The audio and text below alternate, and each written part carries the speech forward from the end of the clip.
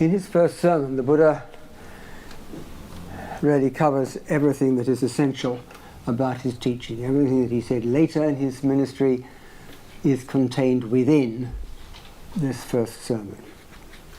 And the first sermon revolves around what we call the Four Noble Truths. And the first noble truth is the truth of dukkha. This word dukkha does not have an exact translation in English. Some people have translated it as suffering, but it doesn't really cover the whole range of the word dukkha. Yes, it is suffering, as we have it in English. Suffering, physical suffering when you get sick, when you get hurt, mental suffering of mental pain and anguish, mental disturbances. But it's also much more subtle than that. And the minor frustrations which we experience in our daily life, the moments of dissatisfaction, the irksome routine, the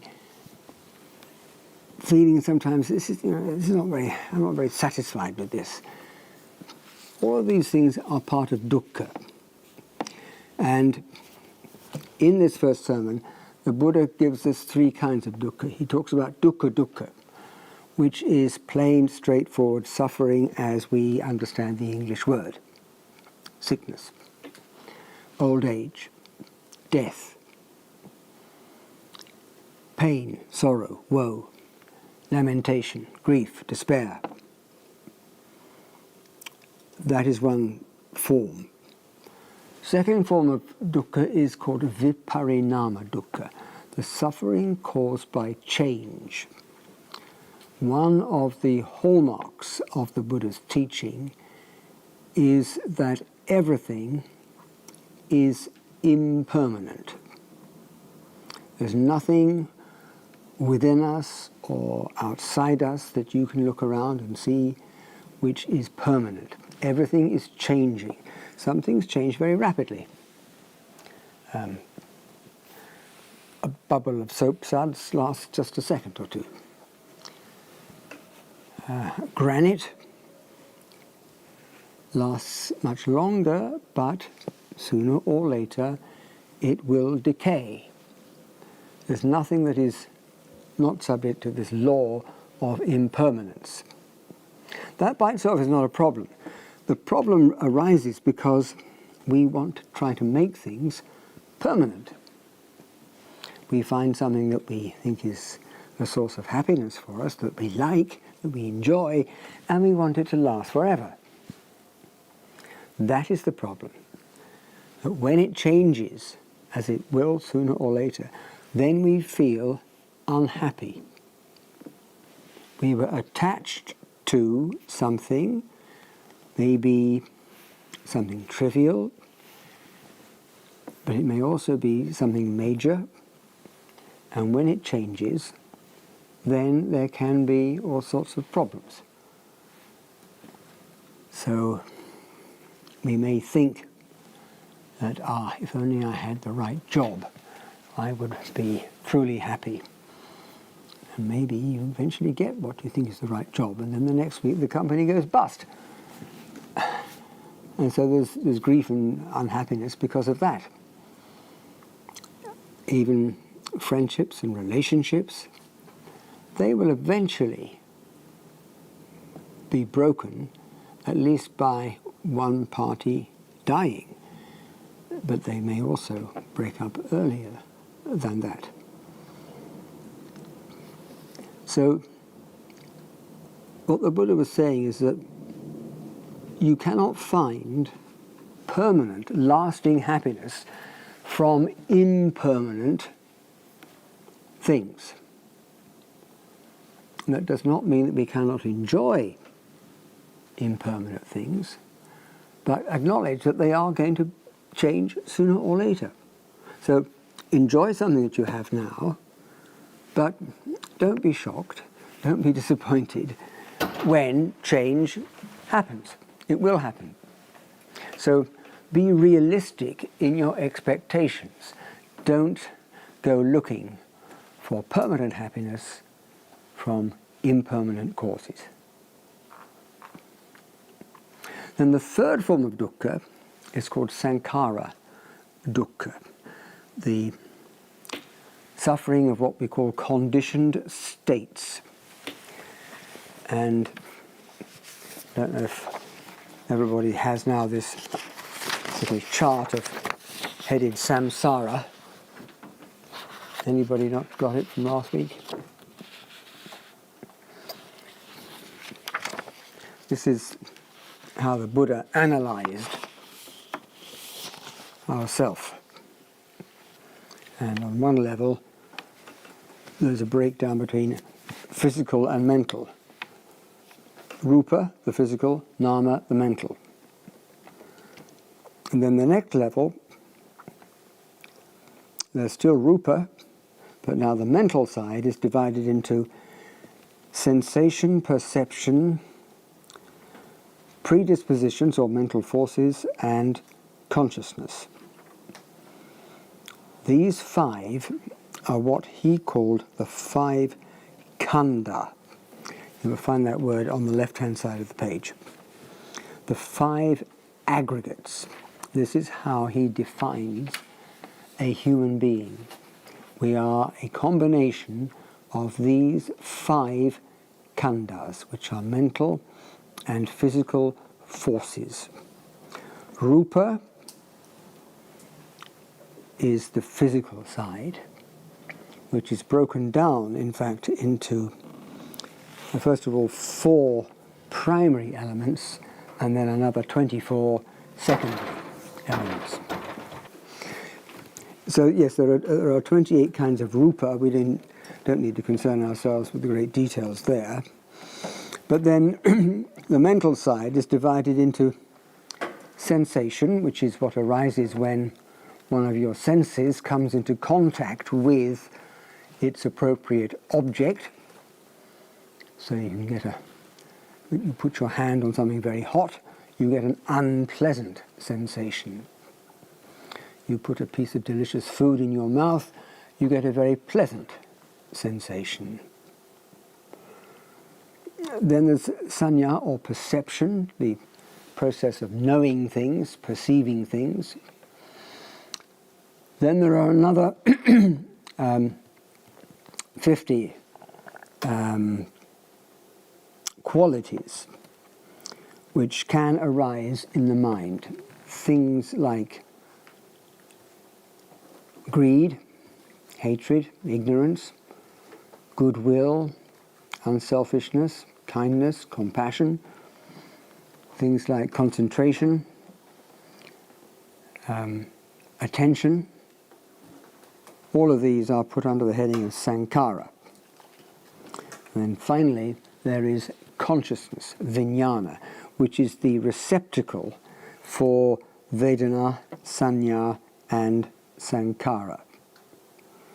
Consciousness only arises when a process of perception has taken place, or is taking place. Consciousness is not something that is always present, unchanging. It arises when, for example, your eye comes into contact with a visible object. And that sets in motion a process, and you can identify what it is you are seeing. That we call visual consciousness. And so with the other senses as well: auditory consciousness, tactile, ideational, olfactory. All senses have a corresponding consciousness. But there's no arising of consciousness without one of these senses being involved. I think the analogy I gave you last week is that fire cannot be just simple, plain fire. It has to be in association with wood, coal, gas, petrol, some other thing has to be present. You cannot have fire just by itself. And similarly, you can't have just consciousness all by itself. Now, these 5 aggregates, we grasp at the aggregates. If you look at the Buddha's first sermon, on the right-hand page, page 93,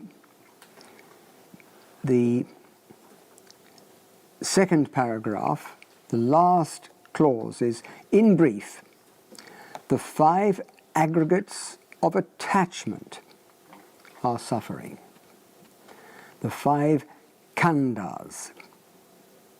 It's not the khandhas themselves which are the problem, it is the act of grasping or being attached to them. Because we invest these 5 qualities with the notion of I am this, or this is mine, this belongs to me, or this is myself. The Pali words are tanha, mana and ditthi. Because we make these 3 mistaken attempts to grasp at the aggregates, that gives rise to dukkha.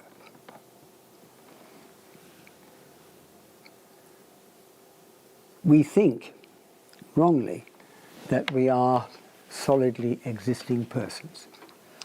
But the Buddha's analysis is that we are simply a process. We are an event. We're not something static. He said that human life is like a river. It flows on and on and on. It's never static, never unchanging. It's always moving, moving, moving. But we try to grasp onto this and make it something static, solid, and enduring. We can't do that, but we think we can. So the definition of an individual is, I think, very, very well expressed in Dr. Rahula's book, where his book about what the Buddha taught. And he says there,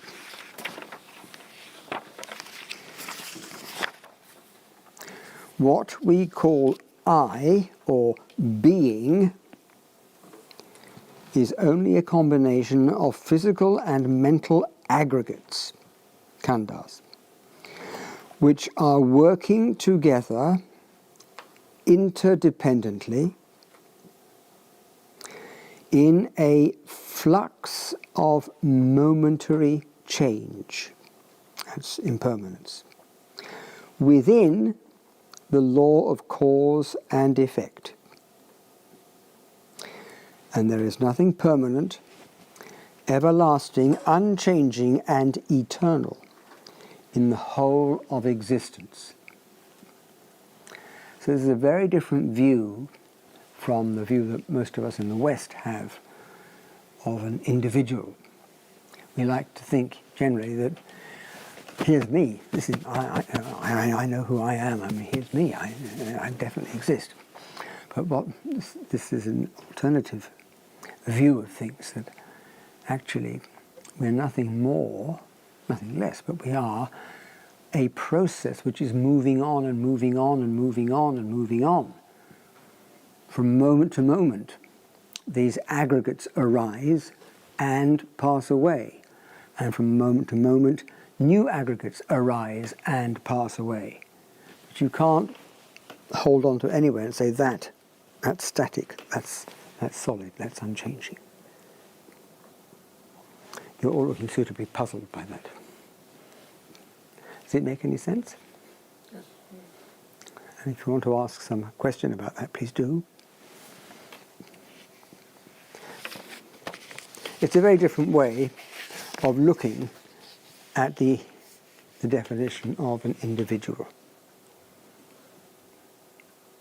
We tend to think that something like the consciousness always exists, like this board always exists, and then experience is like writing on the board.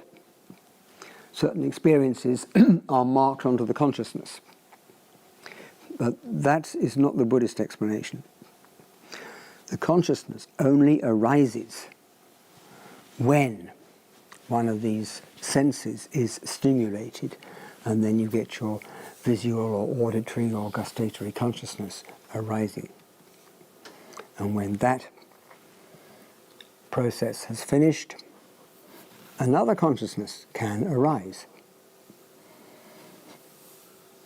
So you can only have one object in the mind at any one time. You may think that you see something and you hear something simultaneously. In fact, you don't.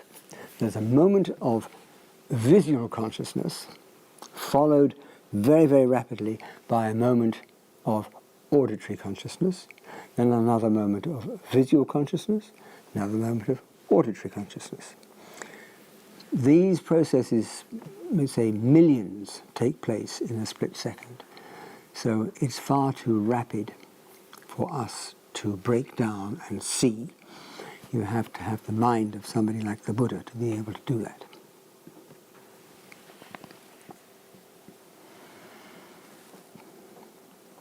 So the summary that the Buddha gives us of his definition of dukkha is also in that same second paragraph, the penultimate clause. Not to get what one wants is suffering. So every time you fail to get what you want, that is a kind of dukkha. And that covers a whole huge range of different experiences. It covers the big problems like having nowhere suitable to live, or not getting better from some serious illness, down to the minor frustrations like you will get up in the morning and you can't find where you put your socks. Minor things. That may not be suffering as the English word suffering means, but it is still dukkha. So dukkha is the universal experience. Note how this is phrased. The noble truth of suffering is this. He's not saying you are suffering and you are suffering or you are suffering. He's saying this is the truth. Suffering exists. It's not personalized. It's a universal experience. It doesn't matter who you are. It doesn't matter where you live. It doesn't matter how much money you have or power you have or anything else. You are still caught up in dukkha. Is that the same as suffering is universal? Yes, suffering is universal. Some forms of suffering you can avoid if you have sufficient money. You won't starve. You may be able to afford expensive medical treatments to deal with various illnesses. Certainly today, the average man is living at a much higher level than he did 2,500 years ago in India. But dukkha is still just as present today as it was then, because we still have old age, sickness, death, and we still fail to get what we want. So that is why the Buddha's teaching is as valid today as it was then.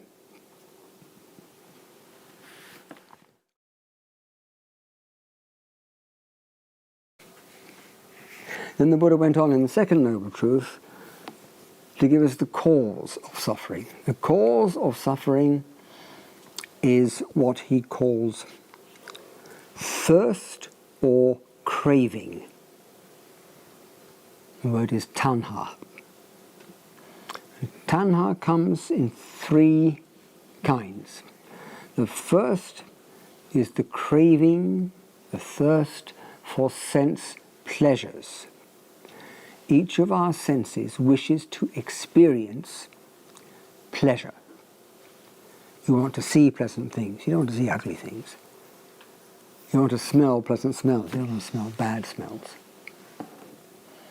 So the senses are always in search of pleasurable sensations. And we go on and on and on, seeking out more and more and more pleasant sensations. But no matter how many pleasant sensations we manage to find, they're not permanent. This process, the Buddha said, it's like pouring water into the ocean. The ocean is never going to say, enough, I'm satisfied. Similarly, the senses. Okay, you can perhaps satisfy one sense that you've eaten enough food and you think, oh, couldn't eat another thing. And then someone says, oh, but would you like a cup of coffee? Ah, yes, thank you very much. Would you like somewhere nice, comfortable to sit down now? Oh, yes, please. This is going on and on and on and on. So this is one form of craving, the craving for sense pleasures. It's also the desire not just for material things. Mind is also considered a sense. So we want to think pleasant or happy thoughts. We want to experience pleasant things in the mind, like fame, power, love.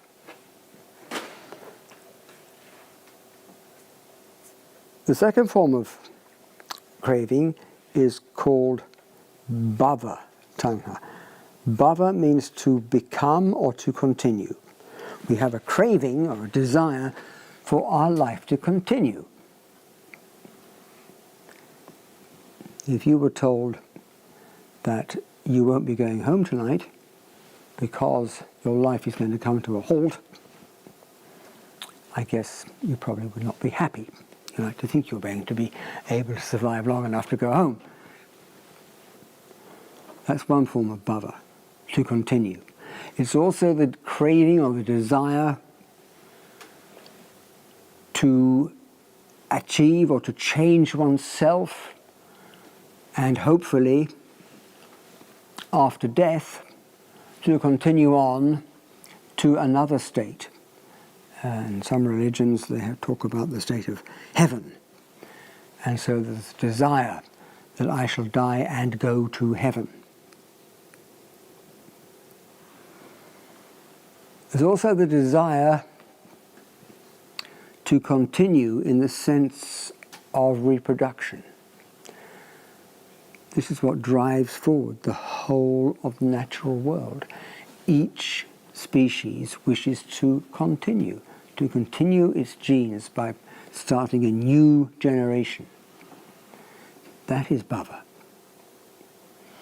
And the third form of craving is vibhava tanha, the craving not to go on, not to continue.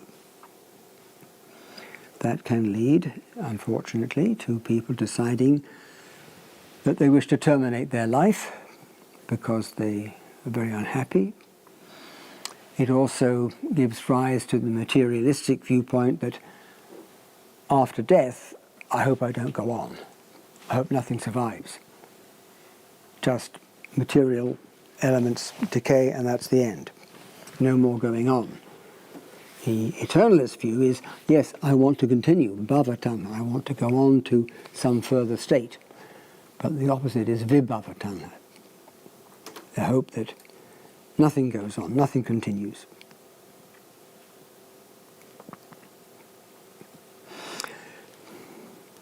So we can summarize these first two truths by saying that dukkha is a universal experience, and it is caused by our desire to attain and to hold on to things which we think will be a source of happiness. Hello.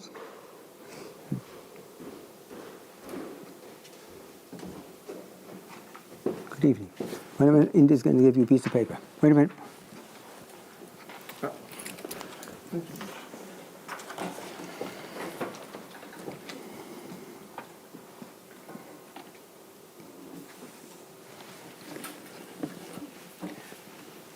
Some of you may know the analogy of the monkey trap. You know the monkey trap? If you wish to catch a monkey, make a little box with slats on the side. You put a banana inside and you secure the box by tying it to something steady, like a tree.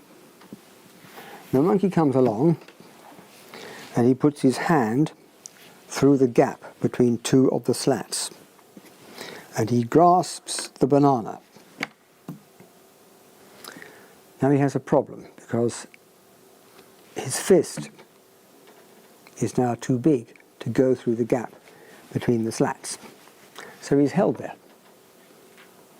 stuck. To get away, all he has to do is release his attachment, take his hand out. But he doesn't do that. And in the same way, we are held to this world of dukkha by our attachments. This is, we are responsible. We are trapping our own hand here.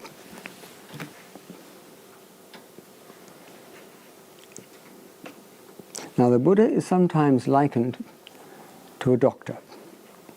And these Four Noble Truths are sometimes likened to visiting the doctor. You go to the doctor, he checks you over and he says, yeah, you are sick. That is the first noble truth. And then he tells you why you are sick. That is the second noble truth.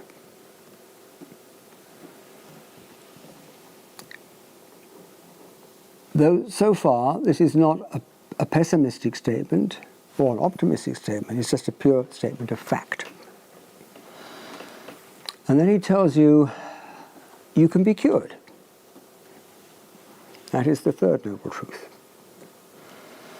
And then in the fourth noble truth, he tells you, this is what you have to do to be cured.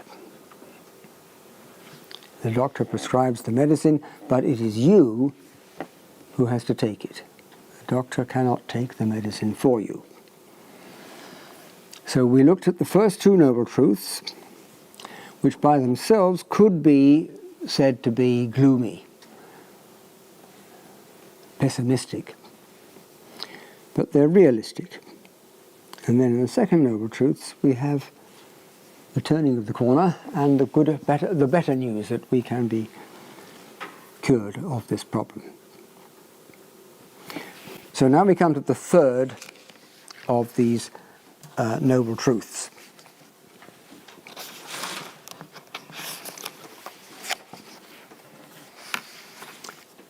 And in this first sermon, he says, this is halfway down the page,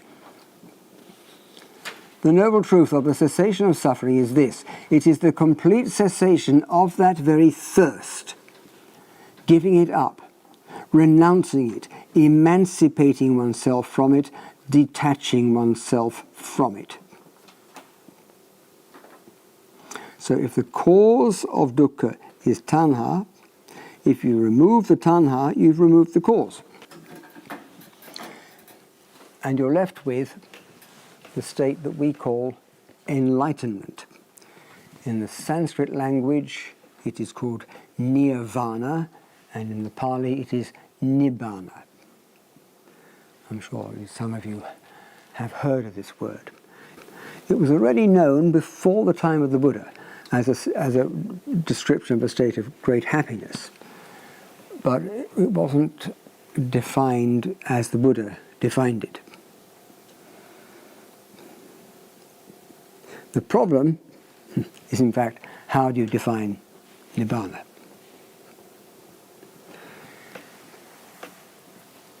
It's a state which is beyond our own experience. In fact, it's, until you attain it, it's beyond anyone's experience.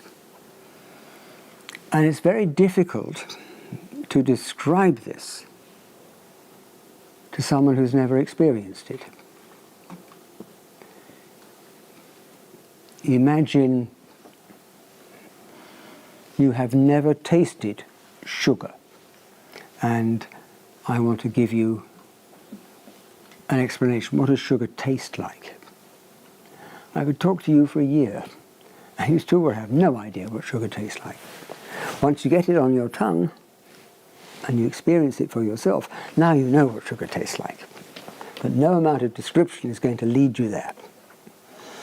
And so, similarly, this state of nibbana is not easy to define because it is beyond our day-to-day experience. Perhaps you know the story of the king and the blind men. A king has some blind men brought into the presence of an elephant. And he says to them, I want each of you to tell me, what is this? One man puts out his hand, he touches the leg and says, oh, this is a pillar. Another one touches the ear and says, this is a fan.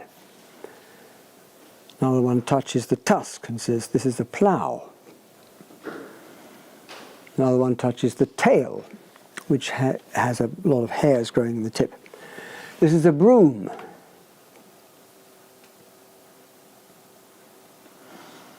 Then the arguments start.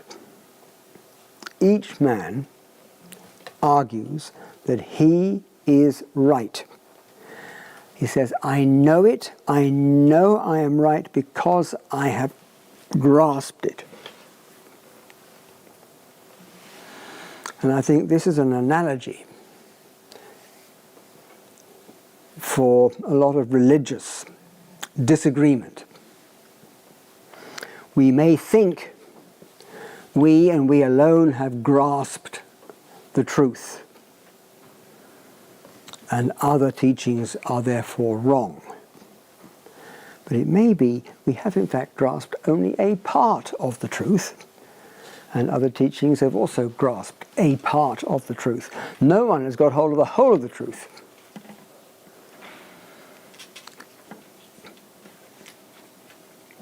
When the Buddha taught, he said, he didn't say he taught Buddhism. He just said he taught the truth. Truth cannot be sectarian. Either something's true or it's not true. If it's true for everybody. It doesn't matter whether you call yourself a Buddhist or a Muslim or a Christian or anything else. Either something is true or it's not true. And the Buddha said what he taught was the truth. Is that what Dhamma is? That's a good question. Dhamma is one of these words which has several different meanings. It can indeed refer to the truth. It can refer to the Buddha's teachings, because he didn't differentiate between the truth and his teachings. It can also refer to the, how can we say, the building blocks of existence, which is a very different meaning. But generally, yes, you can say that Dhamma, or in Sanskrit, Dharma, is the Buddha's teachings.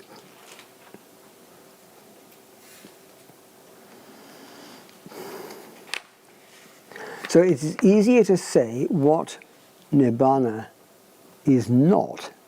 It's easier to ascribe the negatives to it. You can say it is the end of certain things. It is the end of suffering, the cessation of suffering, the end of three root defilements that we all have in our minds. They are lobha, dosa, and moha. All other negative states of mind are a mixture of these three. They are the three primary roots. You can think of them perhaps a little bit like primary colours. You mix the primary colours together and you can get any other colour. You mix these roots together, you get any other defilement in the mind. Lobha is attachment. It's like tanha. Greed, wanting, desire. Dosa is the opposite. Want to get rid of, meaning hatred, dislike, anger. Moha is ignorance, non-understanding, the lack of wisdom. You can have moha just by itself, pure ignorance. But lobha must also have moha. If there was no ignorance, there would be no lobha. Similarly, if there was no ignorance, there would be no dosa. Dosa and lobha are mutually exclusive. One is attraction, the other is aversion. So you can't have them at the same time. You have one or the other. But they both have to be accompanied by ignorance or non-understanding. So the state of Nibbana is the eradication of lobha and dosa and moha. Eradication is permanent. There's no backsliding. They cannot come back. Once you've got rid of them, that is finish. We can also say that Nibbana is the eradication of the asava, the special knowledge that the Buddha attained at the end of the third watch of the night when he reached enlightenment, and which marked his attainment of enlightenment, was the knowledge of the eradication of the asava. We can call them corruptions or defilements. There are 4 of them. There's the defilement of sense desire, which is already covered. There's the corruption of bhava, becoming, which we've also covered. And there's the corruption of wrong view, ditthi, wrong understanding of the way things are. In particular, the ascribing of some quality of permanence to ourself.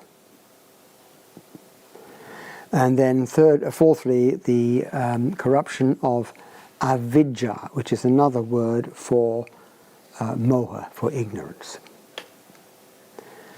So we can say that Nibbana is the eradication of these 4 asavas.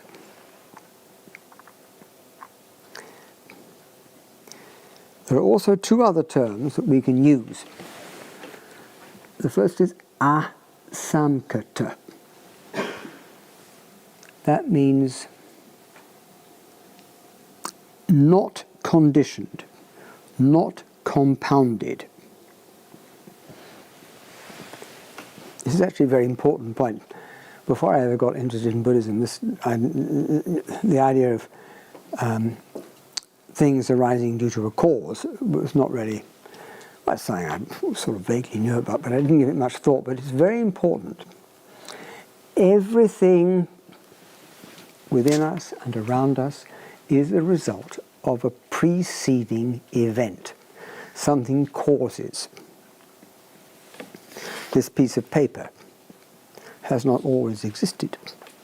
It had to be formed by a process in a factory, and that factory had to use various materials.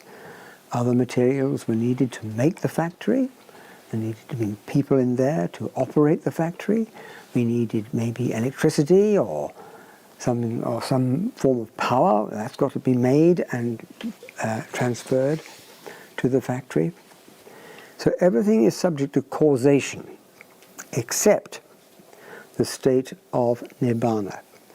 Because it is not subject to causation, it is permanent. The Buddha's last recorded words were, "Impermanent are all conditioned things. Work out your own salvation with diligence." Impermanent are all conditioned things. And the exception here is the state of nibbana. Because it's not conditioned, it is permanent.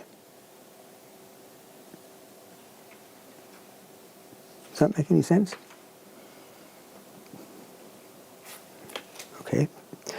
So that's one thing you can say about nibbana. It is asamkata, not caused. The other thing you can say is it is anidasanang, without characteristics. As soon as you ascribe a characteristic to something, you are limiting it. If you say something is very big, there is nevertheless a limit to it. If something is very small, there's also a limit to that. But nibbana has no limitations. And we cannot ascribe to it characteristics. There was a very highly esteemed monk, Dr. Rahula, whom I mentioned earlier. He wrote the book, What the Buddha Taught. Sadly, he died about 20 years ago. But I remember him talking here one evening, and he said he had been asked to sit on a panel of so-called religious experts from various different religions. He was there as the Buddhist representative. And there was a discussion taking place, and they were taking questions from the audience. And one question came up. What is God? And the chairman steered that question to a Christian priest. So the Christian priest stood up to answer the question. As he was standing up, Dr. Rahula said to him, "Excuse me. Anything you say about God must be wrong." Again, you cannot ascribe qualities to an unlimited characteristic. So we do have a problem to describe nibbana in any way that is really meaningful to us. It's beyond our own experience. We can take it on the word of the Buddha, and we can take it on the word of various followers of his who have attained enlightenment, both at his time and subsequently, that it is a highly the Buddha called it is the highest happiness. That means there is also happiness in other areas. The Buddha didn't deny that there is happiness, but nibbana is the highest. So we do have happiness in the everyday world, but the happiness of the everyday world is limited. It's impermanent, it's conditional, and cannot be relied upon. We could say that, first of all, Nibbana is a kind of realization. It is a realization sometimes likened to awakening from a dream. Normally we don't see things correctly. We see things as if we're in a dream. But the state of Nibbana means that we can understand things properly. Understand what? Understand the Four Noble Truths. To begin with, you can read about the Four Noble Truths, you can discuss the Four Noble Truths, and you get a kind of intellectual understanding. But when you really experience these truths, that is a state of realization. And it leads, of course, to the dropping of all attachment to sense objects, to the sensory world. It doesn't mean to say you can't experience happiness from the sensory world, but you're not attached to it at all. And the Buddha often spoke about the pleasures, the delights of living in the forest. He obviously enjoyed that, but he wasn't attached to it. That's where the grasping comes in, that we are tied up with. It's also a state of liberation. It is the liberation from these qualities of lobha, dosa, and moha. It's liberation from all negative states of mind, liberation from all states of misery and unhappiness and dissatisfaction.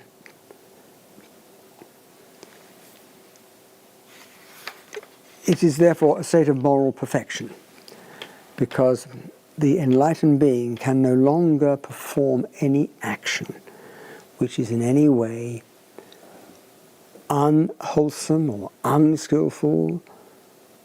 You can use the word bad or evil. It can't perform any action which causes suffering to others.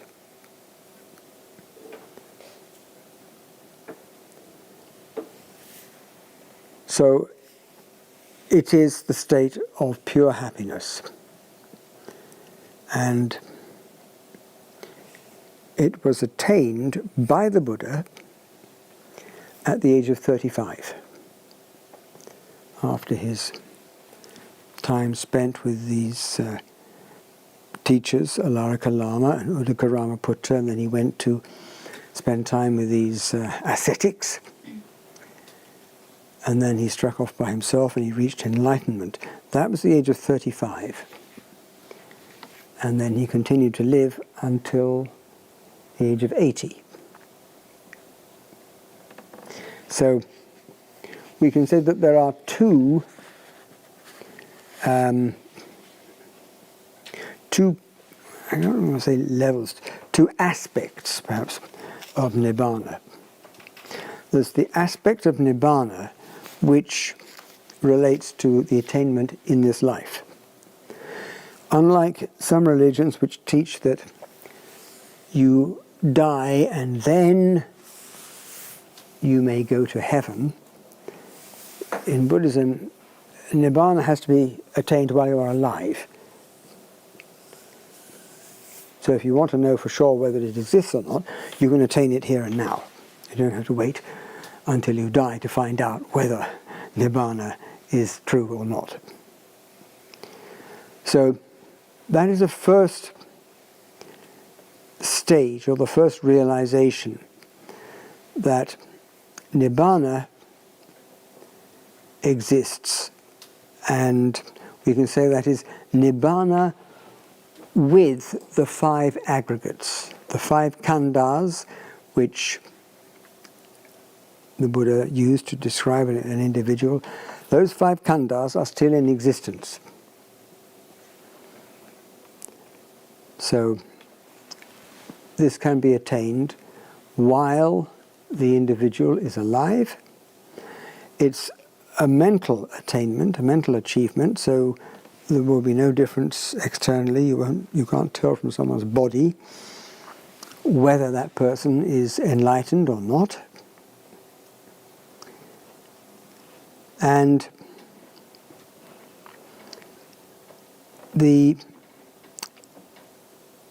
all the disciples of the Buddha who attained enlightenment while they were alive. But eventually, human bodies have to die.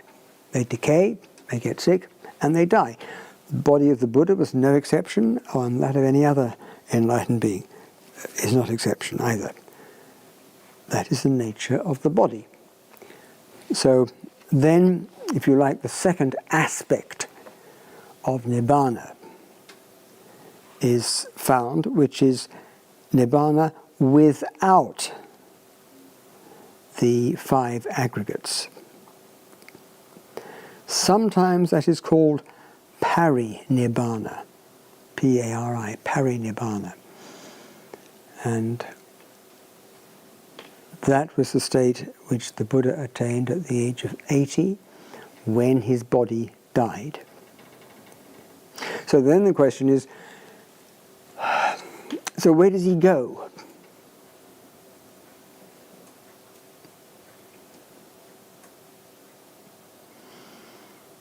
The Buddha's answer to this is to say, suppose there is a lamp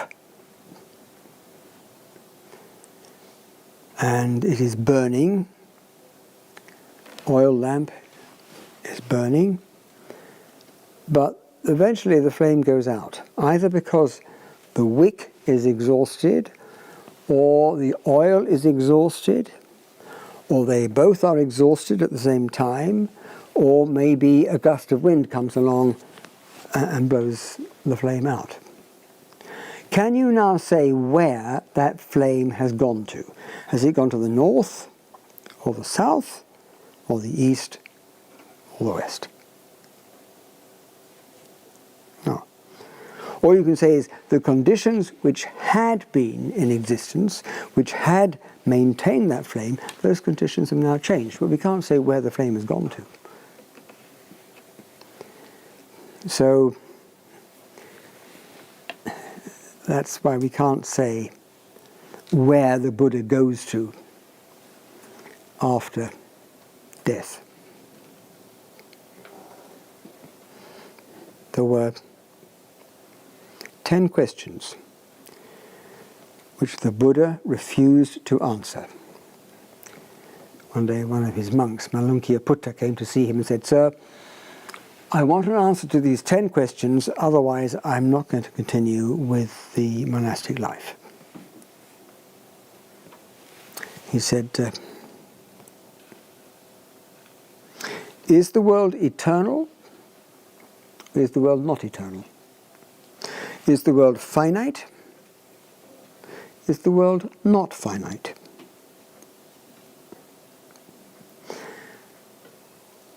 Are the spirit and the body the same?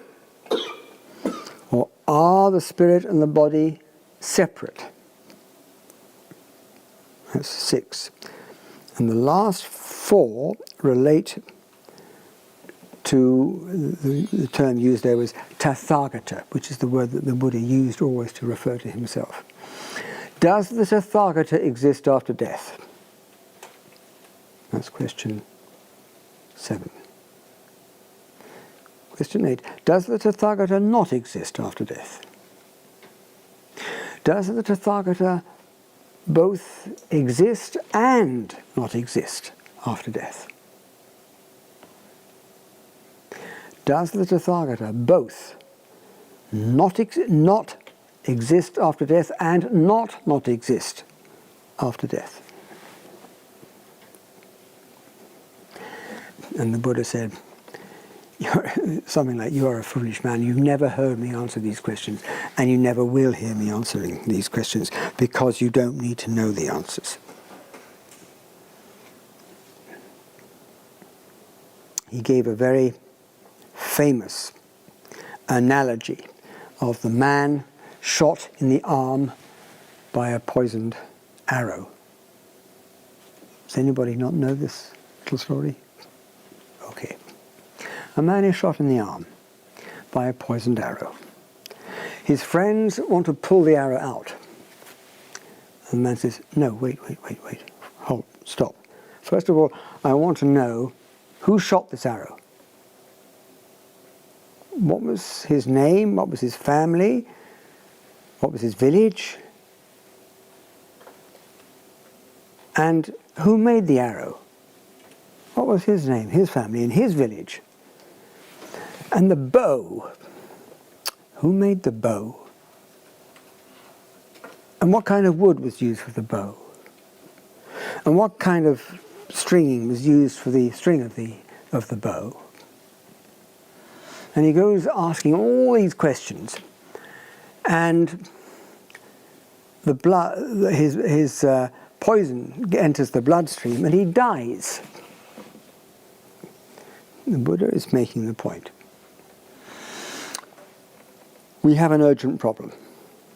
The urgent problem is we are mired in this existence of dukkha. Put all your energy, all your effort into getting out of this mess, getting out of dukkha, eradicating dukkha. Don't waste your time and energy on unnecessary investigations. So his teaching is a very focused teaching. He said, I teach just dukkha and the ending of dukkha. Or in another place he said, just as the mighty ocean has the taste of salt, meaning wherever you take water out of the ocean, it's got the same salty taste, so has this mighty Dhamma but one taste, the taste of deliverance. So the Buddha didn't want to get involved in a lot of what he thought were unnecessary, irrelevant questions. If your house is burning down,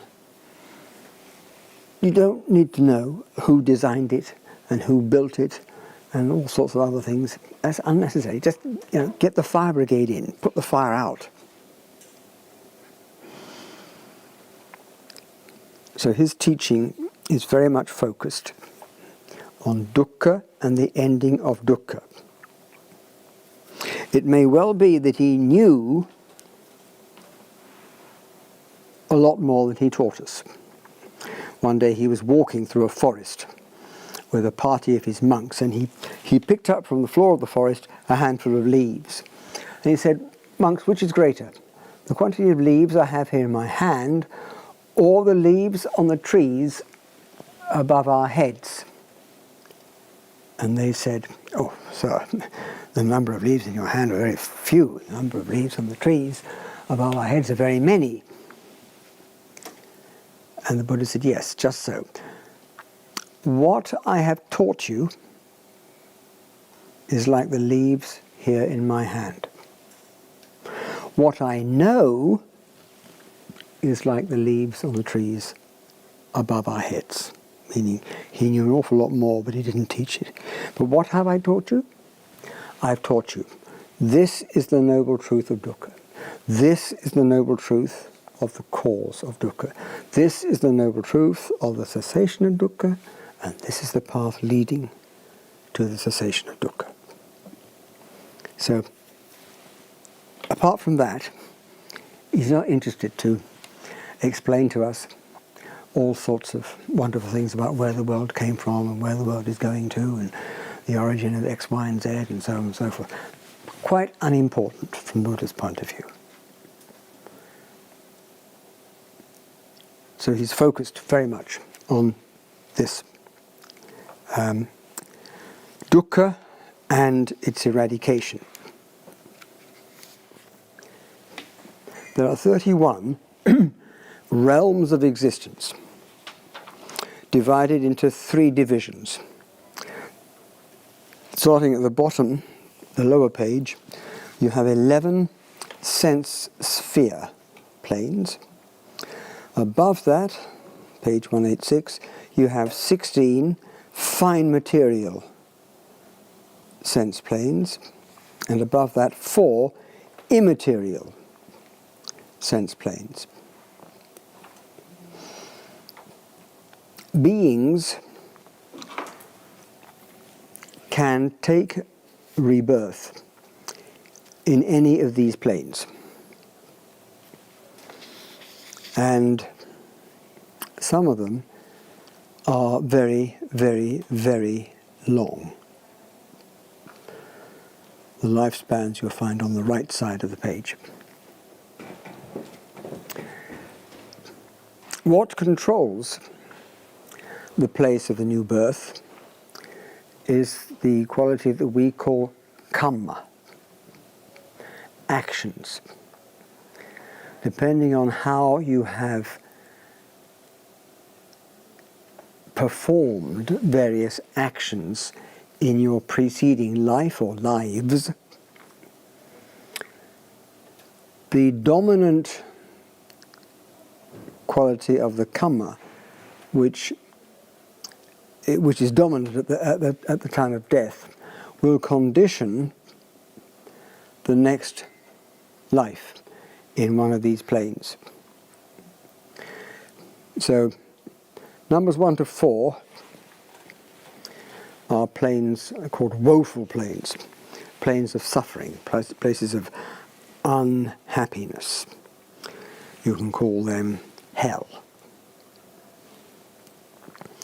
Above that, there is a human plane. And then numbers 6 to 11 go by the description of sensuous, blissful plane.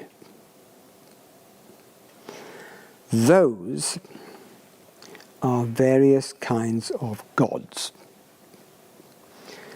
Those planes are what we can call heavenly planes.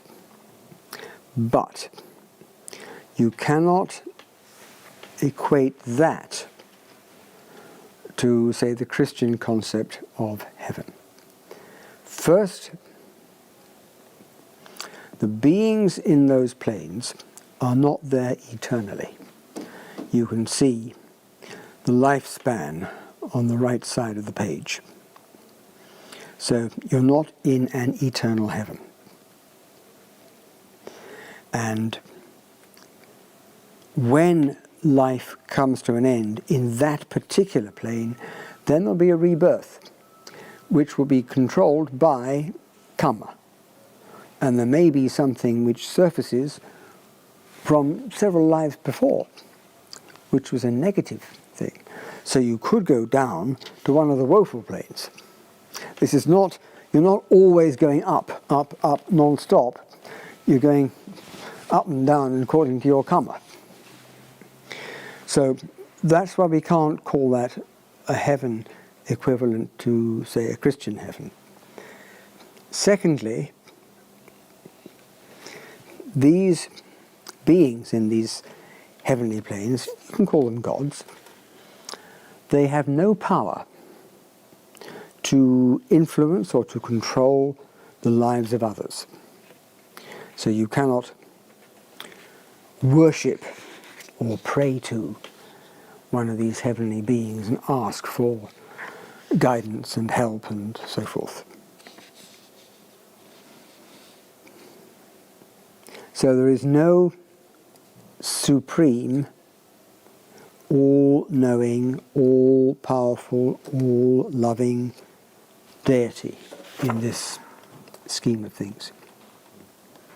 So when we talk about a heaven, you're talking about a being going to an existence which is very pleasant, but not eternal. And he is just as much a part of, this is what we call samsara. Samsara, this cycling around from one life to another life, to another life, to another life, to another life. The Buddha said even he couldn't see back to the beginning of samsara. And that means beings in these heavenly states will also experience existence in these other states as well. So does that answer your question? Has that dealt with the question or not? Yeah. Yeah? So actually our afterlife feeds itself from our present life. Sorry, say again? Our afterlife feeds itself from our present life. Yes. But afterlife is not a permanent state.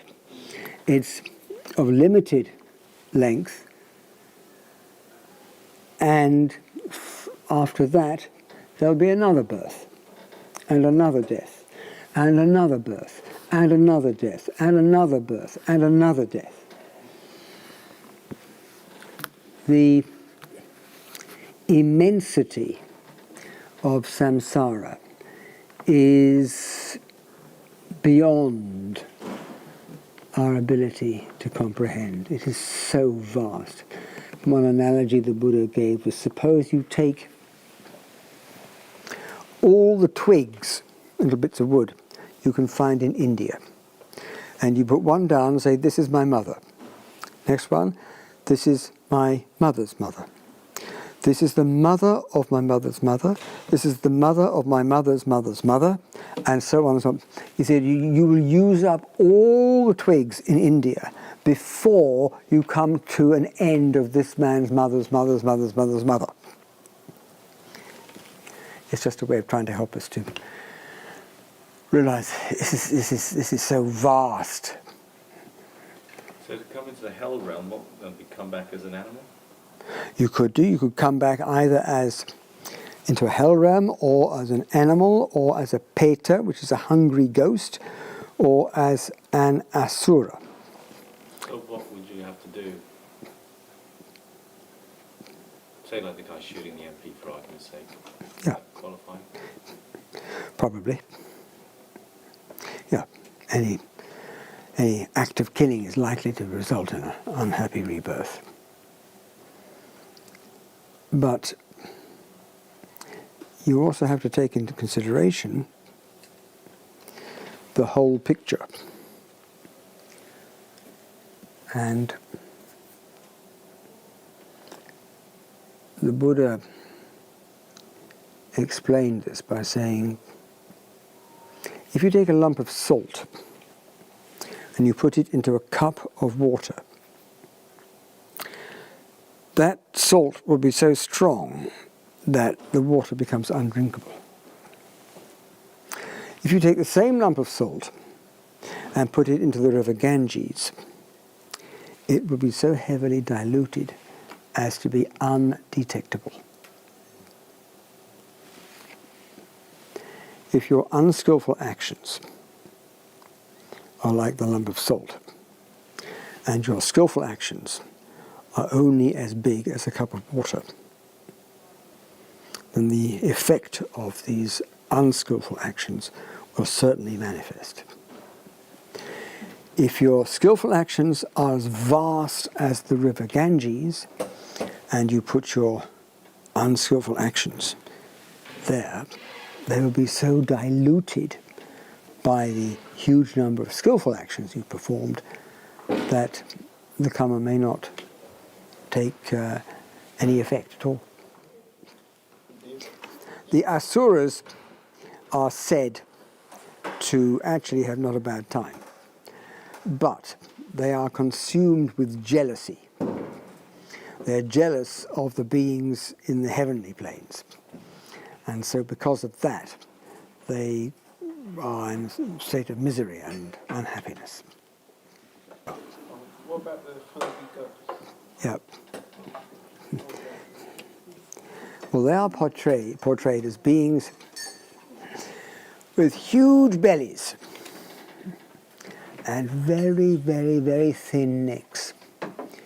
So they cannot fill their bellies. They can't get the food and the liquid needed to fill their bellies. Whether there really is a hungry ghost around here at the moment, I don't know. You can see first jhana, second jhana, third jhana, fourth jhana. And if you are skilled at attaining these states, when you die, you may be reborn into one of these jhana planes.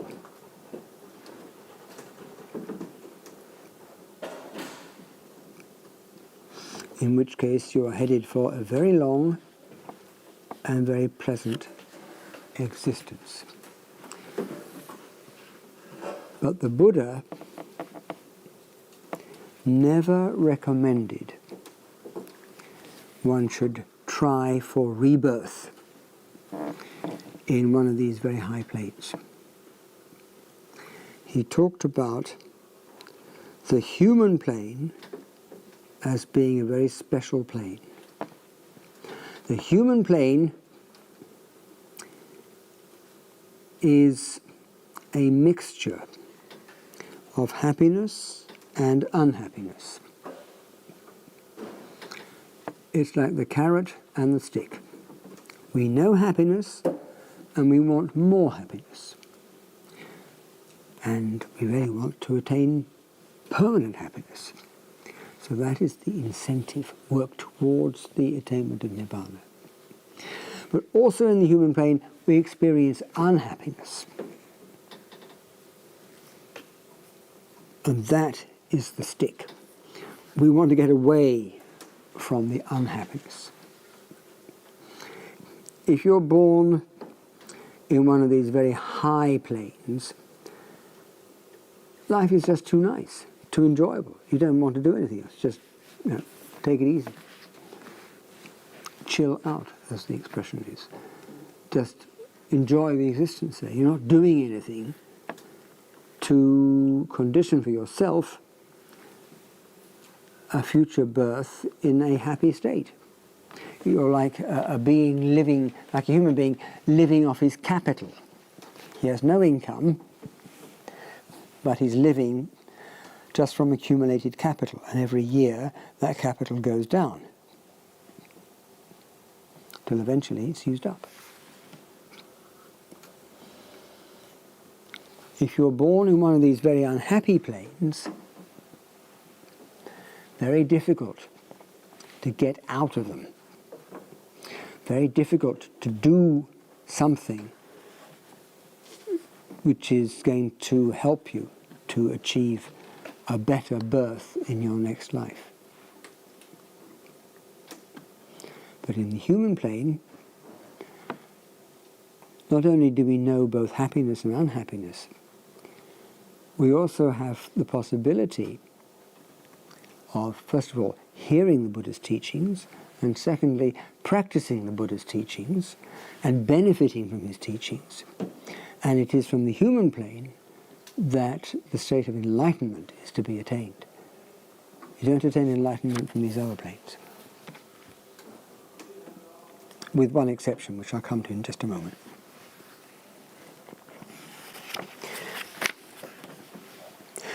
So,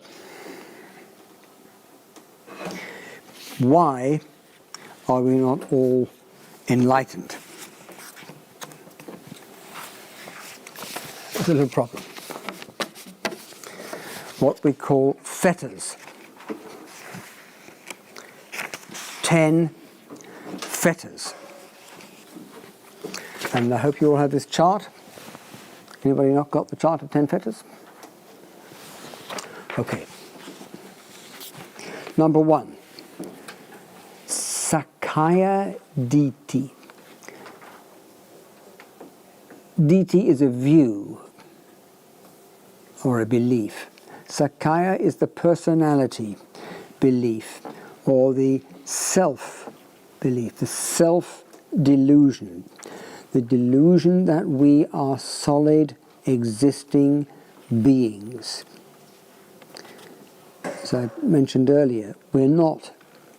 We are only this flowing on of the aggregates arising and passing away from moment to moment. And because we have this self-delusion, other problems follow from that. We feel we have to protect the self. We get upset when someone insults us or says something nasty to us. We get hurt.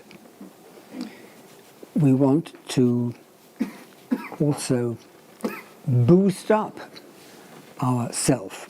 We want to attain fame and power. All sorts of things that enhance our concept of self. And it is this which lies at the root of many, many, many of our problems. This notion of a solidly existing self which has to be enhanced, protected, cajoled, looked after, pandered to. So this is the first of the fetters, because it is so fundamental to our concept of what we are.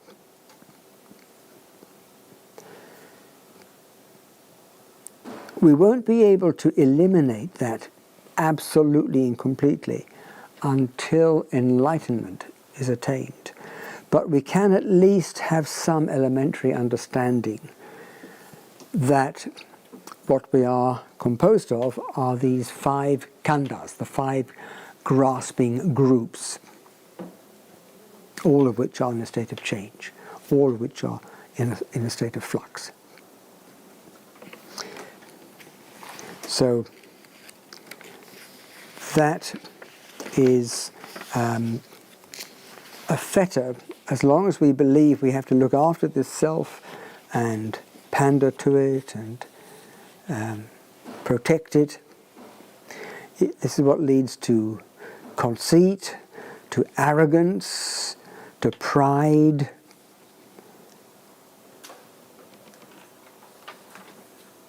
So it's a very, very dangerous concept, and we all suffer from it. The second fetter, vicikiccha, skeptical doubt. For example, what was I in the past? What shall I be in the future? Where did I come from? Where am I going to?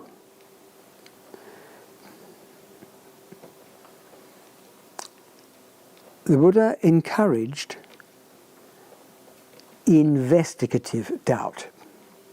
Investigative doubt is where you have a question about something, you dig in, investigate, you find the answer, you've widened your understanding, and that's helpful, that's good. When you ask a question and you get an answer to your question, that increases your understanding. That's fine. But this skeptical doubt, this relates to questions which you can't answer, but you keep asking them. The Buddha likened this to being lost in a desert without a map. You don't know, shall I go this way or this way, or I don't know, what about this way? You don't know where to go. So many questions. Which way shall I go? But you can't find an answer to your question, but you keep asking the questions.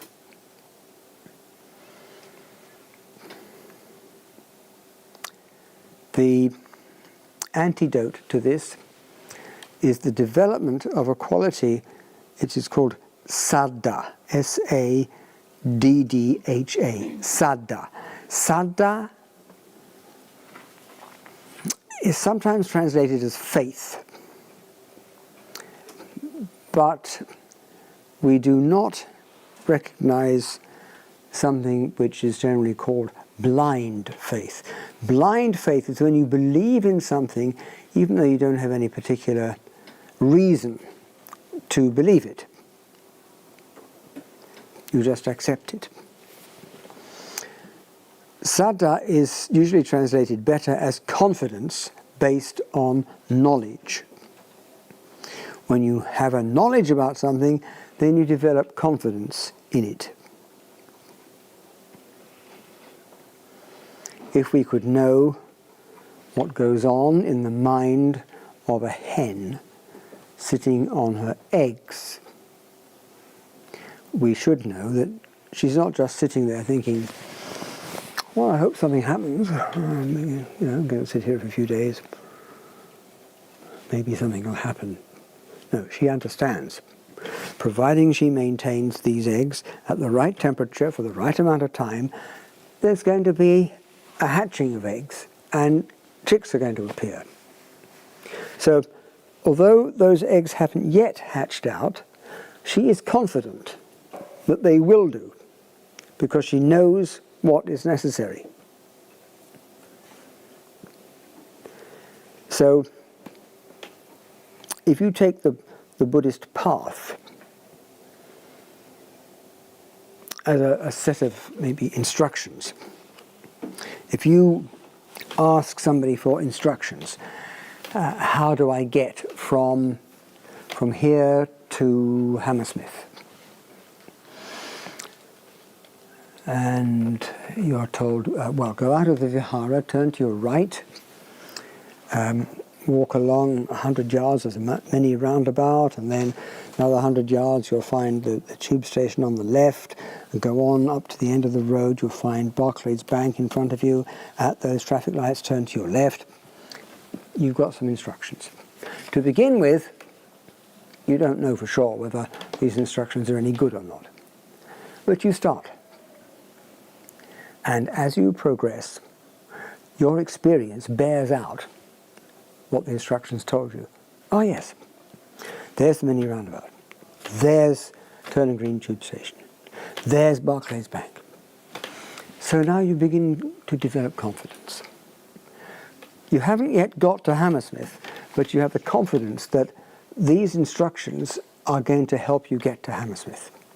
So far, your experience has confirmed that these instructions are accurate. So now you're developing confidence. That is what we will call faith, saddha. The third fetter, silabata paramasa, the adherence to wrongful rites and rituals and ceremonies, believing that there is something inherent in the particular ritual which has some power. I've already mentioned that at that time the Brahmin priests were extremely powerful because they had the monopoly on the performance of sacrificial rituals. And these rituals were supposed to be very, very powerful. In fact, they didn't always work. People got sick, rain never came, crops withered up, all sorts of problems developed.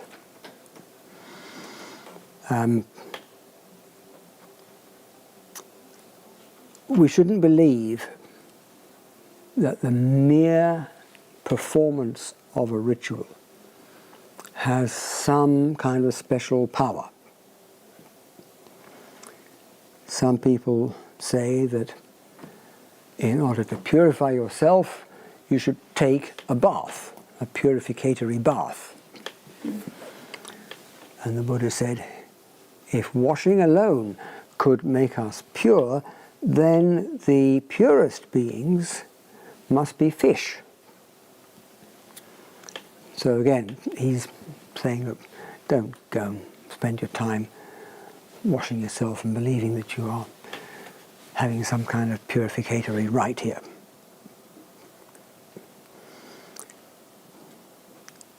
So he was trying to get people away from superstition, from empty belief,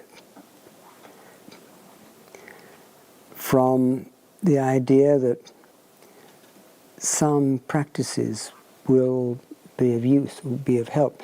He said, if you want to cross a river, there's no point in performing some ritual either build a bridge or build a boat, but don't mess around on the bank with some kind of special ceremonials. But as long as we persist in this belief, then, of course, this is a fetter. This is going to stop us making progress.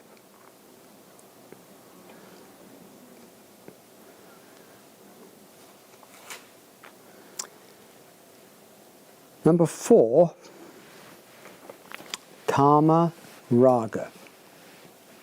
Karma. We've had this with karma tanha, the desire for sense pleasures. Raga is a synonym for tanha. So this is the desire for sense pleasures. The Buddha said that our natural inclination is to seek out sense pleasures.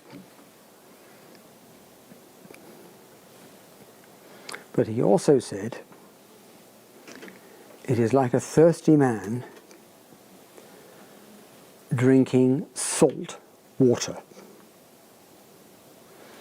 The sense pleasures that we get do not satisfy our desires.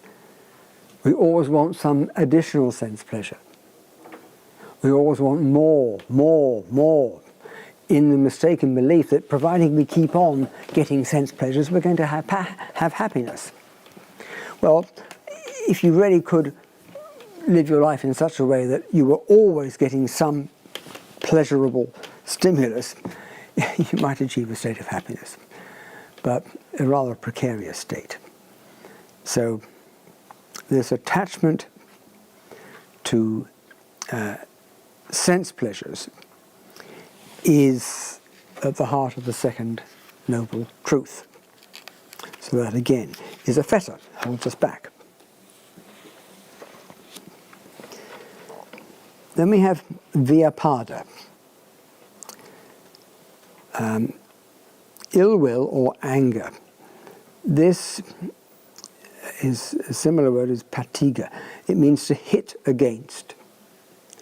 So we come into either mental, verbal, or physical conflict with others. This can be on an individual basis, it can be on a national basis, but it is all a form of anger or hatred or ill will.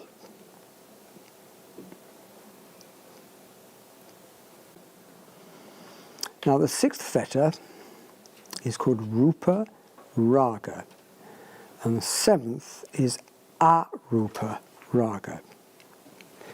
To explain that, would you please look at your chart of the 31 realms of existence. Now we have rupa raga and arupa raga. So raga is a desire, and the terms rupa and arupa we had with the 5 aggregates. The first aggregate was rupa, material form. And so there are certain planes of rupa, of material form. And those, if you look at your chart of the 31, are the 16 in the top page called fine material sphere plane. We can call those the rupa planes. And above them are the immaterial sphere planes, not material. And in the Pali language, you can make a negative by putting the letter A in front of it. So rupa becomes arupa, no rupa, not material. So with fetter number 6,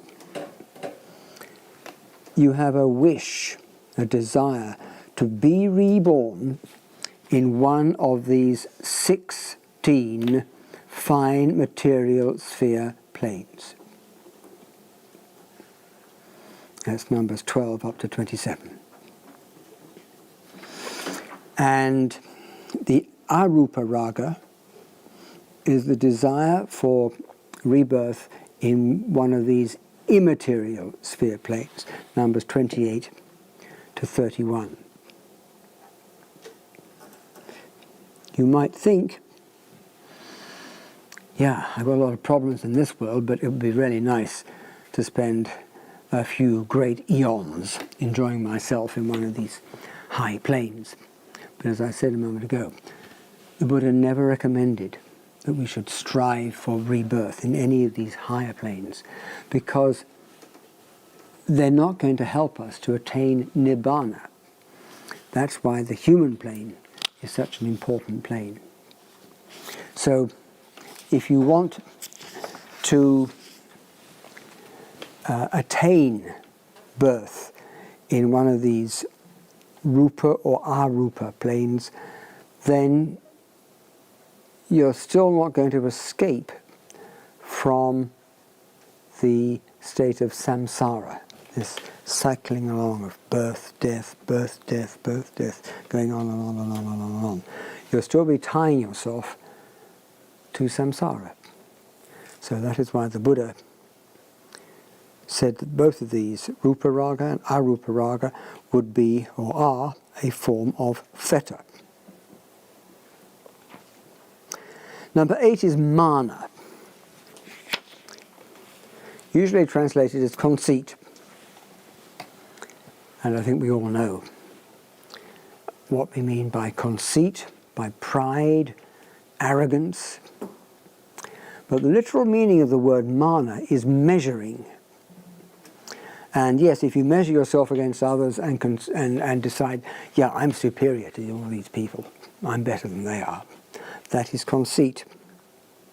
But if you measure yourself and consider that you are inferior, I'm worse than, I'm just a miserable worm in comparison with X, Y, or Z.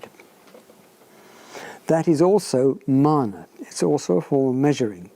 So the first form was what we might call the superiority complex. The second kind is the inferiority complex. That's also a form of measuring. And indeed, even to measure and conclude, I'm the equal, I'm as good as he is, I've got as good a car as he has, or I've got as well paid a job as he has, or that is also measuring. Yes, we are all different. We're not the same, we are different. We can recognize that we're different, but don't draw from that a conclusion that you are either better or worse, higher or lower. Just acknowledge there are differences. But to go around comparing yourself with others is not skillful, not helpful, not beneficial.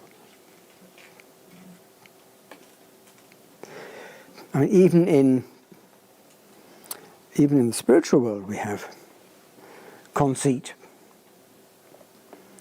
The sanctimonious person who thinks he's very holy. How long do you spend meditating each day? Oh, only 20 minutes. Oh, I sit for an hour every day. Or, you only keep 5 precepts? I keep 8 precepts. So there's room even in the spiritual life that you can get conceited. Then the next fetter is udacha. This is a state of the mind where it is continuously disturbed, distracted, restless, excited. There's no tranquility, there's no peace in the mind, always agitation.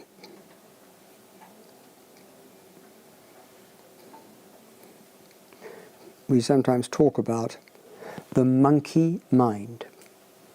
As monkeys, you see them in the trees, they run up here, then they dash over there, then back here, up there, and down there, and along there. They're always charging around all over the place. That's like our minds. You spend a few minutes watching your mind, and then with one thought followed by another thought, followed by another thought, in all sorts of different directions and all sorts of different subjects. So the mind is very restless. It's very like the surface of water, disturbed by the wind, whipped up into agitation and restlessness. And then the last of these fetters is avidya, which is a is negative, vidya is to see. We get the English word vision from the same root. Avidya, not seeing, or ignorance, also known as moha. It is ultimately not seeing the truth that is the cause of our journeying on in samsara, life after life after life.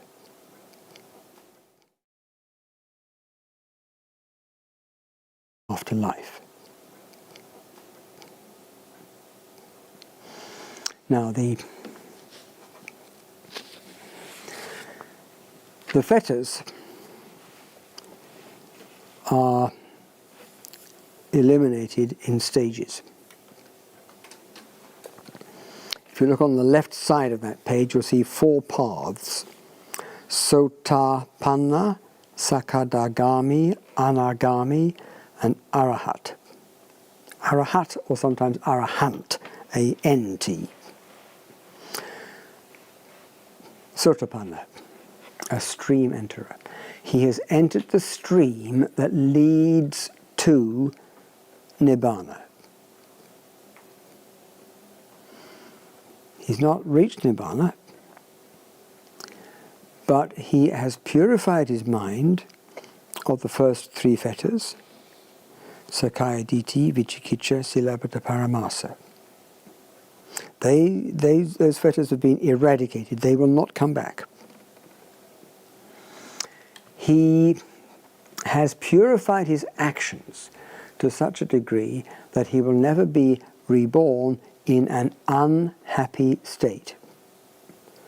And at most, he will be reborn 7 more times before enlightenment is reached. It's sometimes likened to walking in the foothills of a range of mountains. The top of the mountains has been covered up by cloud, but just for a moment, the cloud clears away, and you can get a glimpse of the top of the mountain. Even though the cloud comes back, you are now confident. This path is going to take me to the top of the mountain. No more doubting. You've seen the top, and you know you're on the right track. So similarly, you have now eliminated skeptical doubt. You are confident that you're on the right path. So you're a stream enterer, entering the stream which flows towards the state of Nibbana. So that is the first part of the, we sometimes call the stages of sainthood. I think that's probably a slight borrowing from the Western concept of a saint. But it is the beginning of, this is the first stage that you've reached. The Sakadagami is called a once returner because if he is not attaining enlightenment in this life, he will be reborn only once more. And the Sakadagami, he has reduced, not eliminated, but he has reduced fetters 4 and 5. So Kamaraga and Vyapada are still there, but they're not as powerful as they were. And as a result, at the most 1 more birth after the present one. The anagami has eradicated numbers 4 and 5. So he is a non-returner. That means he will not return to the sensual planes. If he doesn't attain enlightenment in this life, then his next birth will be in what are called the pure abodes, which are numbers 23 to 27 on your chart. And then enlightenment is attained from there.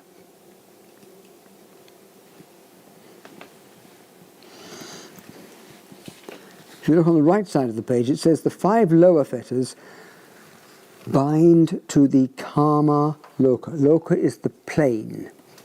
Karma, the plane of the senses. That means they bind us to the first 11, the bottom 11 of these planes. Numbers 1 to 11 are the sense sphere planes.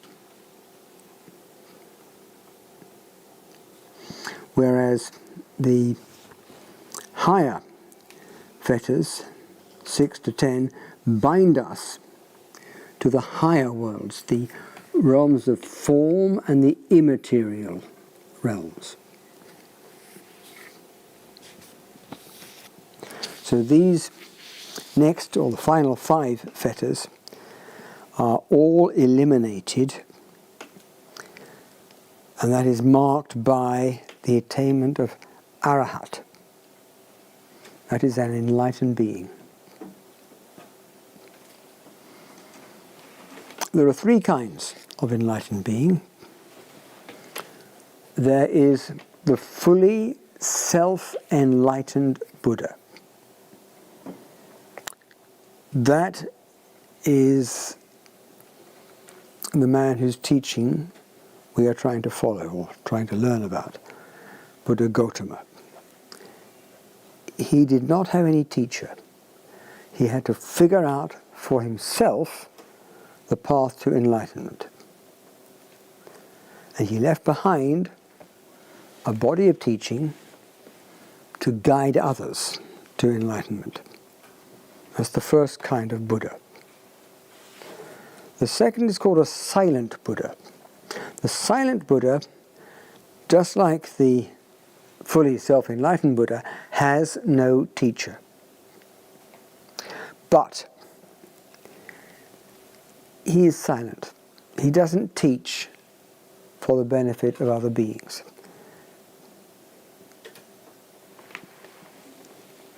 The third kind of enlightened being is called a Savaka Buddha or Arahant. The Arahant has to have the teaching of a fully self-enlightened being to help him, to guide him to the state of enlightenment. He cannot figure it out by himself. So all of the followers of the Buddha in the last 2,500 years who have attained enlightenment are all arahants. They followed the teaching which the fully self-enlightened Buddha gave them. In terms of enlightenment, the experience of enlightenment, all 3, the fully self-enlightened Buddha, the silent Buddha, and the Arahant, in terms of their experience of Nibbana, they're all the same. There's no different degrees of Nibbana. But it is whether or not they have a teacher, which makes them different, and whether they can figure things out for themselves, and whether they can teach others, leave behind them a body of doctrine which enables others to reach Nibbana. So we are fortunate that we are living in a time when the teaching of the fully self-enlightened Buddha is still available. And we're living in a part of the world where this is known. So we have a special opportunity to hear these teachings and to try to develop them, practice them, and benefit from them.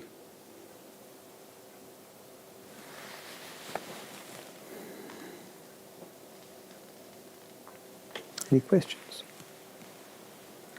How cumulative is this past lives? Because I was fascinated by some of my friends couldn't care less. Some people I know just naturally gravitated to, let's say, the spiritual world out of curiosity.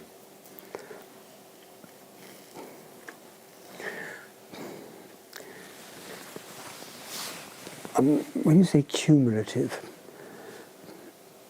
I mean, the more wholesome actions you do, the more powerful will be the force that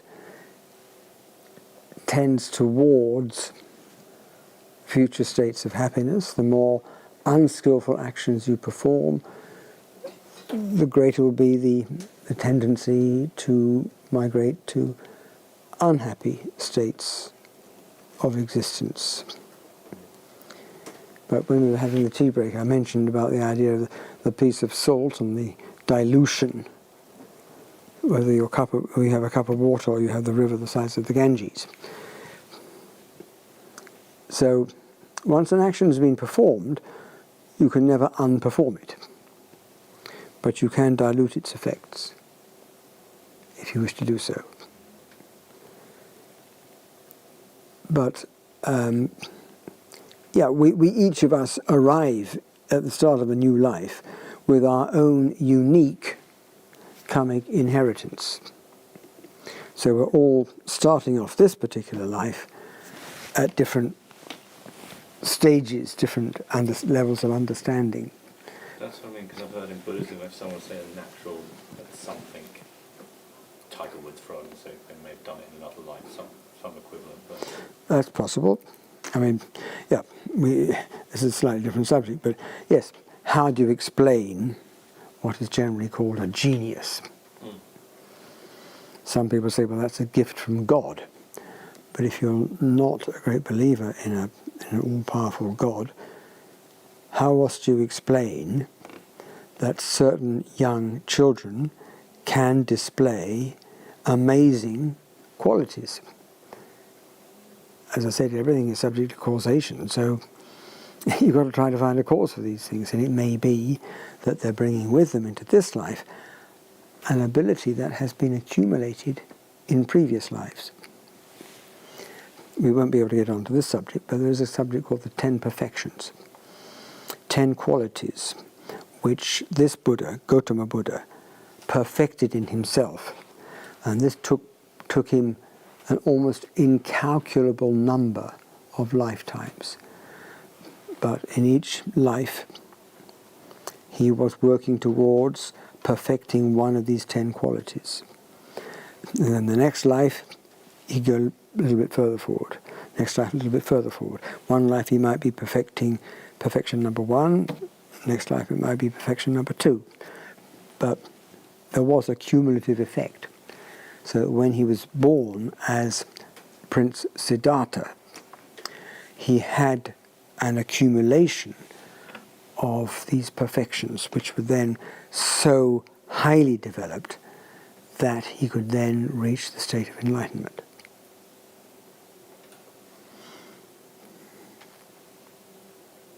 Did that answer your question? yeah. Okay. Okay.